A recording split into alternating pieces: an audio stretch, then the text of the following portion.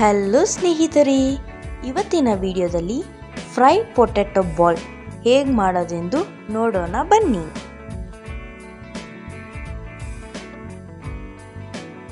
ಇಲ್ಲಿ ಆಲ್ರೆಡಿ ನಾನು 3 ಪೊಟ್ಯಾಟೋಸ್ನ ಬೇಯಿಸಿಟ್ಕೊಂಡಿದ್ದೀನಿ.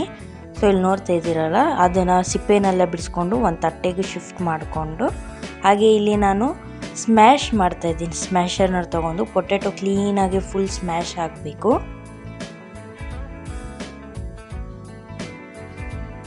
ಈಗ ಪೊಟ್ಯಾಟೊ ಫುಲ್ ಸ್ಮ್ಯಾಶ್ ಆದಮೇಲೆ ನಾನಿಲ್ಲಿ ಕಾರ್ನ್ಫ್ಲವರು, ಅಕ್ಕಿ ಹಿಟ್ಟು, ಖಾರದ ಪುಡಿ, ಹಾಗೆ ಜೀರಿಗೆ, ಸ್ವಲ್ಪ ಪೆಪ್ಪರು, ಅರಿಶಿನ, ಗರಂ ಮಸಾಲ ಹಾಗೆ ಚಿಕನ್ ಮಸಾಲನ ಆ್ಯಡ್ ಮಾಡ್ಕೊಂಡಿದ್ದೀನಿ.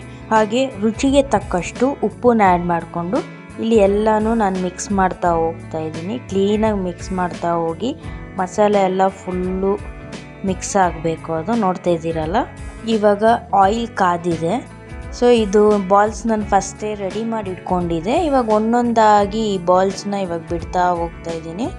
ನೋಡ್ತಾ ಇದ್ದೀರಲ್ಲ, ಇನ್ ಕೇಸ್ ಏನಾದರೂ ಈ ಬಾಲ್ಸು ಒಂದಕ್ಕೊಂದು ಅಂಟ್ತಾ ಇದೆ ಅಂದರೆ ನೀವು ಇನ್ನೊಂದು ಚೂರು ಅಕ್ಕಿ ಹಿಟ್ಟನ್ನ ಸೇರಿಸ್ಕೊಂಡು ಕಲಿಸ್ಕೊಬೇಕಾಗತ್ತೆ. ಇಲ್ಲಿ ಯಾವುದೇ ಕಾರಣಕ್ಕೂ ಅದು ಅಂಟಬಾರ್ದು, ಇಲ್ಲಾಂದರೆ ಬಾಲ್ಸ್ ಸ್ಪಾಯ್ಲ್ ಆಗಿಬಿಡುತ್ತೆ.